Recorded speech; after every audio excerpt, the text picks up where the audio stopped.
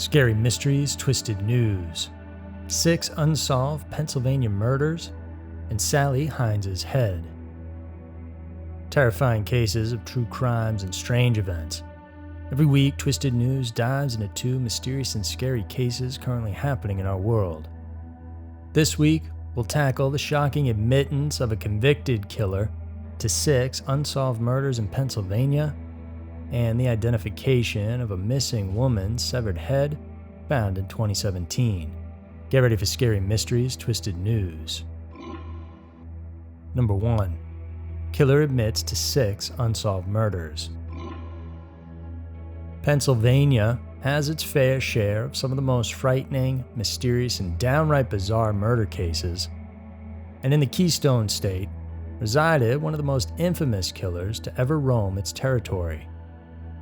However, his exploits weren't known right away, as it was only later on when the public learned about the brutal killings he committed back in the 1970s. In Aliquippa, a city in Beaver County, Pennsylvania, is where Edward Surratt, aka the Shotgun Killer, was born and raised. Edward was a highly decorated veteran who served in the Army as well as the Marines back in the 1970s. He took part in more than 10 military operations, which ended up earning him both the Gallantry Cross Medal and a Purple Heart. After incurring several injuries on the battlefield, he was then shipped back to the States, where he returned to his hometown and started working as a truck driver.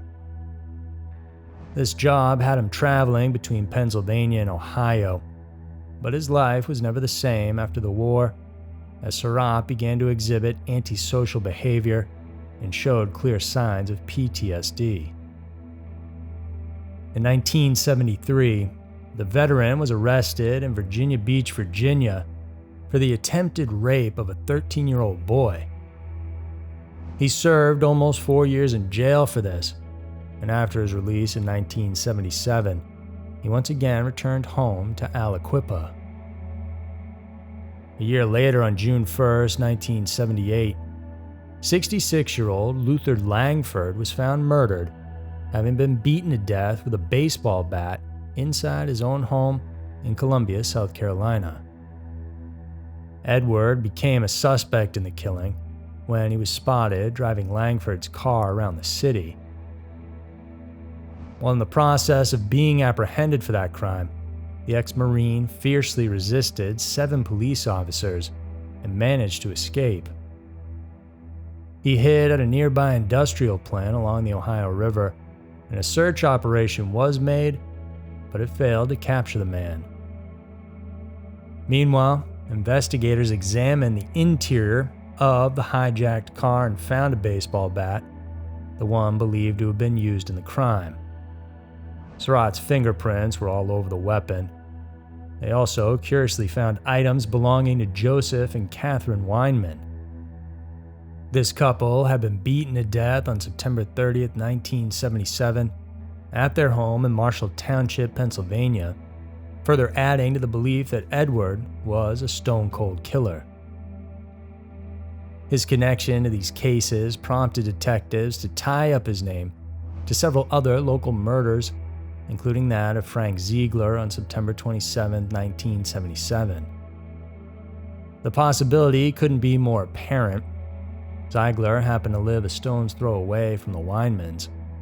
Surratt also became a suspect in the deaths of William and Nancy Adams. The couple was killed on November 20, 1977, in Fallston, Pennsylvania.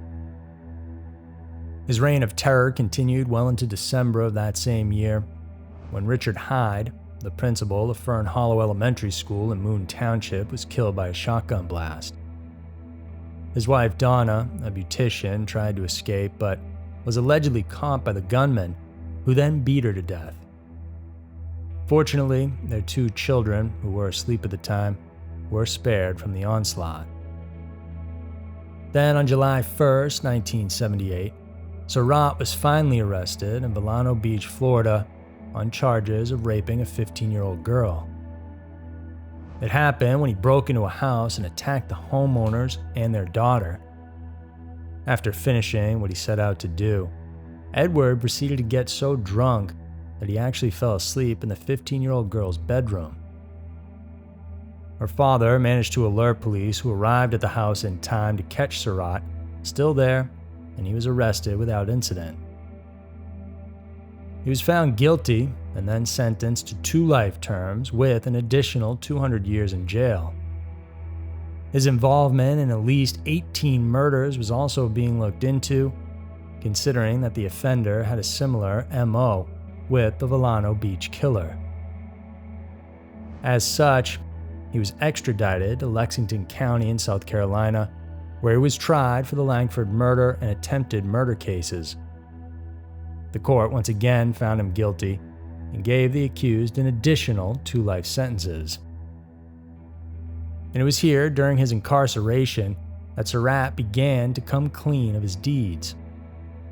In 2007, for instance, he confessed to killing 6 other victims: David and Linda Hamilton on September 20th, 1977 in Beaver Township, Ohio; John and Mary Davis in November of 1977, also in Beaver Township; and a teenager named John Feeney from Coropolis and his girlfriend Renee Greger. All 6 of them were killed with a shotgun. 14 years after that, in 2021, while locked up at the Florida State Prison, Surratt confessed that he indeed killed the Adams couple, plus 4 others: Guy and Laura Mills, Joel Kruger, and John Shelkins. The DA from Pennsylvania, however, opted not to prosecute the inmate due to the life sentences he was already serving. Number 2. Sally Hines' head. In March of 2018, a trash collection team from the Sheriff's Department found a plastic bag off Highway 27 in Cameron Parish, Louisiana. They were cleaning up a marshy area when they made the startling discovery, and inside the plastic bag was a person's severed head. A homicide investigation was immediately conducted, and countless tips were given to the sheriff's office, but so far, the information yielded nothing. Body tissue samples were sent across the country in the hope of hitting an identification match.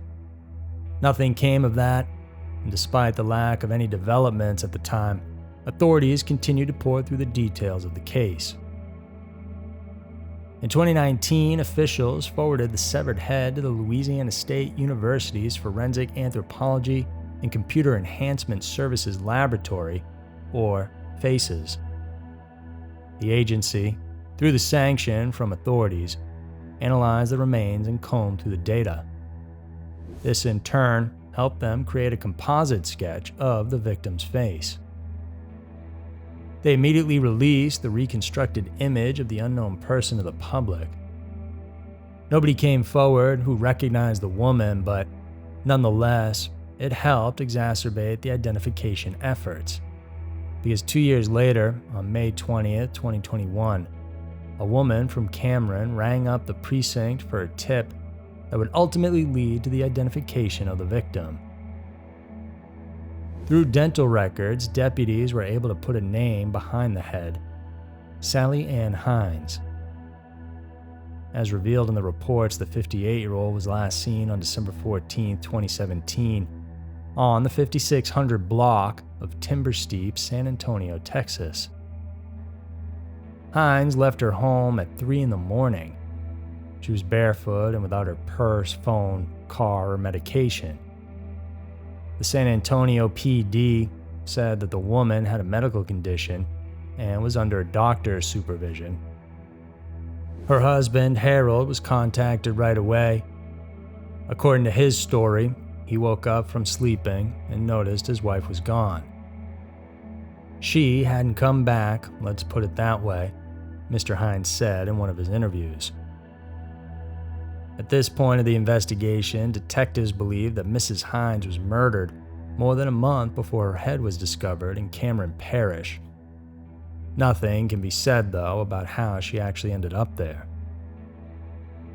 Considering these recent developments, local law enforcement officials surmise that her murder appears to be personal in nature. A spokesperson from the county sheriff's office said that the act of mutilating could be a telltale sign that the perpetrators don't want the victim to be identified. Additional reports, meanwhile, indicated that Hines was actually an indigenous woman. Being on this list means that they are more susceptible to murder, rape, and violence compared to the rest of the American female population. Deborah Shipman, founder of Missing and Murdered Indigenous Women, said in a statement that Native women are 10 times more likely to come up missing or murdered.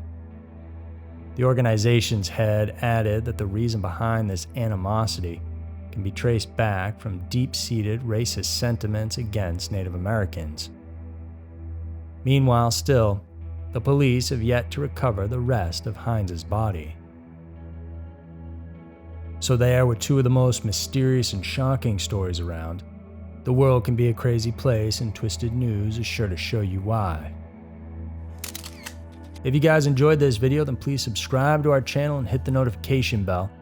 We have 2 videos coming out every single week for you guys to check out. Thanks for tuning in, and I'll see you soon.